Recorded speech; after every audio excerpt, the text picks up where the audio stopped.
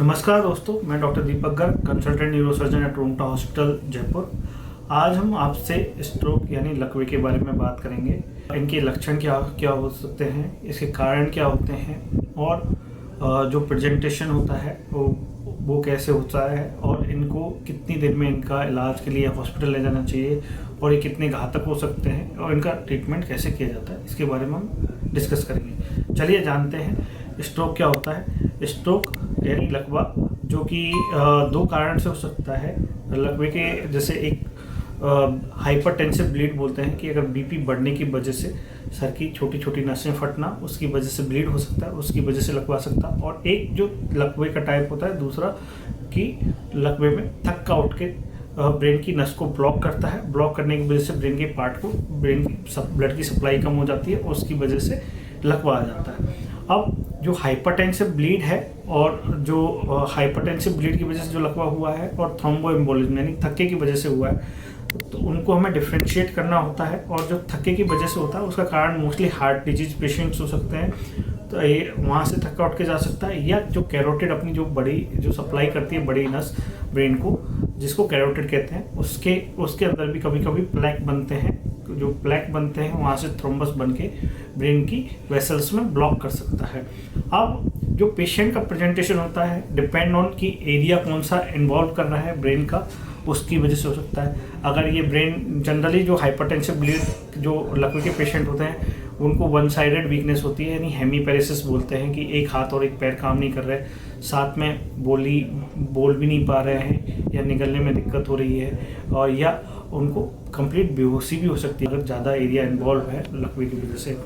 अब हम जो प्रेजेंटेशन आपने देखा कि इनको वीकनेस की वजह से हो सकता है। इवन कभी कभी जो ऑक्सीपिटल एरिया होता है ब्रेन का पीछे का हिस्सा, अगर उसमें अगर लकवा आता है तो विजन इम्पेयरमेंट के साथ में भी आ सकता है कि दिखाई देने की कंप्लेंट भी हो सकती है, दिखाई कम दे रहा है लेकिन जो इनमें स्ट्रोक के पेशेंट्स होते हैं जनरली इनमें एक जो सिग्नल्स मिलते हैं हमें, जिनको ट्रांजिएंट इस्चेमिक स्ट्रोक के नाम से भी जाना जाता है, जो कि कभी कभी छोटा सा स्ट्रोक की हिस्ट्री होती है कि उनको थोड़ा सा वीकनेस हुई थोड़ी देर के लिए और वो इम्प्रूव हो गई। कभी कभी ये जो वीकनेस होती है 24 आवर्स तक भी रह सकती है, जिसको ट्रांजिएंट इस्चेमिक स्ट्रोक भी बोल सकते हैं। तो अगर ऐसे सिम्टम्स अगर कभी आए हैं तो इग्नोर ना करें इनको। आप अपने डॉक्टर्स यानी न्यूरोसर्जन या न्यूरोलॉजिस्ट के यहाँ पे संपर्क करें जहाँ पे सीटी और एमआरआई अवेलेबल हो। आपका प्रॉपर डायग्नोसिस होना बहुत ज़रूरी है। आप तुरंत ही अपन हॉस्पिटल में अगर ये सिम्टम्स हैं आपको तो वहाँ पे जाएं।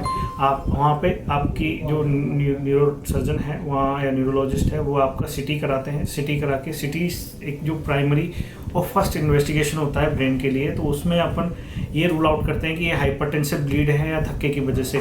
थक्के की वजह से वहाँ पे कुछ नहीं होता, लेकिन स्ट्रोक में जो टाइम पीरियड है वो बहुत ही इम्पोर्टेंट है। अगर लकवा किसी पेशेंट को आया है, आपके किसी जानकार को आया है, तो विद इन 90 मिनट्स में एक इंजेक्शन दिया जाता है जो कि थ्रोम्बस बना हुआ है तो उसको डिजोल्व करने के लिए।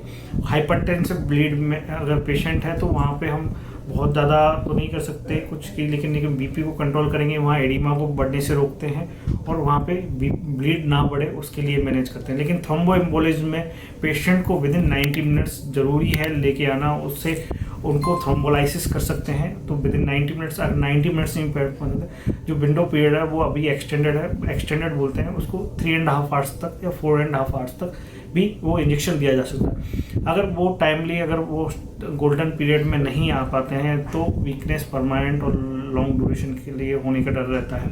साथ में अगर ये लगता है कि पेशेंट 3.5 आवर्स के साथ में नहीं आ पाया है तो इनको क्या कि एक मैकेनिकल थ्रोम्बेक्टमी भी की जाती है कि मैकेनिकल एंडोवेस्कुलर जो कि तार डाल के यहाँ से तार से और वो थ्रोम्बस को निकाल दिया जाता है।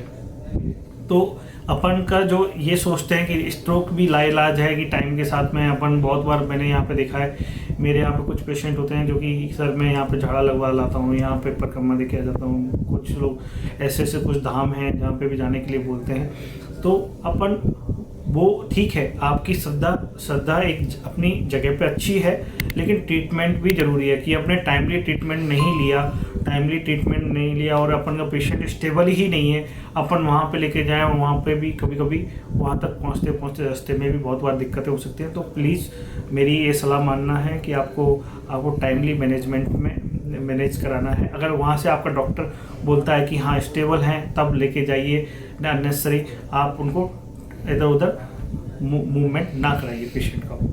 को ये वीडियो अगर पसंद आया हो तो आप हमारे नीचे दिए गए लिंक पे कांटेक्ट कर सकते हैं और अगर वीडियो देखने के लिए या और जानकारी के लिए हमसे संपर्क कर सकते हैं। धन्यवाद।